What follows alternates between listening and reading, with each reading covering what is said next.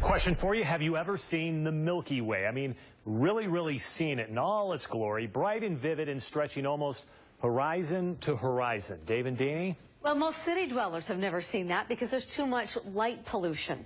But our part of the country is exceptionally blessed with dark skies, particularly in our national parks. And there are a lot of people who hope to keep it that way. Science and nature specialist John Hollenhorst has more tonight on the dark skies of the West. You can enjoy the national parks the way these photo buffs are doing it in the daytime, when Bryce Canyon's spectacular features are as visible as the nose on your face, or you can follow the slogan of the National Park Service. Half the park is after dark, absolutely. Like at 3 a.m. when you can't see your hands in front of your face, unless you have infrared vision like we do. See the Milky Way, where's Sagittarius? Right there in front of us. Royce BAIR's photo specialty comes to life after dark. And that's the Milky Way just to the left. It's just coming up above the horizon. He shoots images of the night sky, nightscapes mixed with stunning Utah landscapes. Images that often turn up in major magazines. Images that are impossible without very dark skies.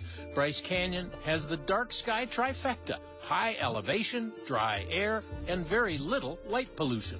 You go back east, you go 25, 50 miles away from a big city, you're in another big city. They just can't get away from it. He brought some of his former students together in the middle of the night to show us how he teaches his craft. I wouldn't push it anymore.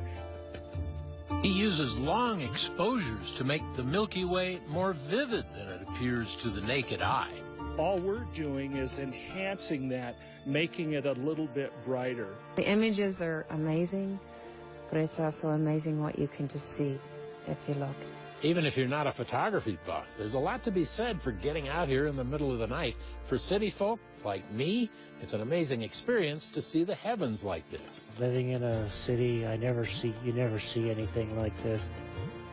A couple of 100 miles away, just over the Nevada border, they've leveled this ground at Great Basin National Park. This is one of the darkest sites on the continent.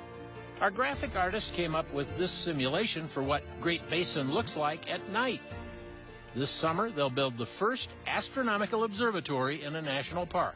We could actually afford to build a relatively small telescope with a small footprint that actually lets us do world-class research here. So here where you have absolutely dark skies untouched by light pollution, it's just a phenomenal thing. Universities, high schools, even middle schools will operate the scope remotely. A private foundation raised over $800,000. If we can get one child interested in astronomy and send him off or her off to college someday to become an astrophysicist, then we'll have accomplished what we want to do. Long term, though, there's a threat. Dark skies are becoming increasingly rare. Royce BAIR uses carefully controlled lighting to create his images, but uncontrolled lighting invades, even at a place as pristine as Bryce Canyon. But there's a town right there that's giving kind of an orange glow on the horizon. That's the tiny town of Cannonville. Far to the south, in Flagstaff, Arizona, they long ago decided to do something about light pollution. The world-famous Lowell Observatory is on a hill above downtown. It's where they discovered Pluto and the expanding universe. Decades ago, the observatory had to open remote facilities because of light pollution. Eventually, Flagstaff imposed strict intensity limits and requirements for shielding lights. Purpose of our code is to make sure that you have light where you're walking, where you're driving, where you're eating, rather than up in the sky. When Flagstaff gets dark, it really is dark. So we can see the Milky Way from our street. Astronomer Christian Lugenbuehl says this shopping center has 1/5 to 1/10 the light you'd find in other cities. Perfectly adequate for visibility and safety. He says the dark skies philosophy benefits everyone, not just scientists.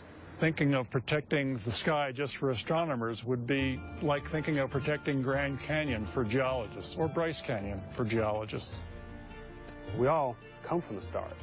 We're largely made of carbon, and that carbon came from stars, many stars that died billions of years ago.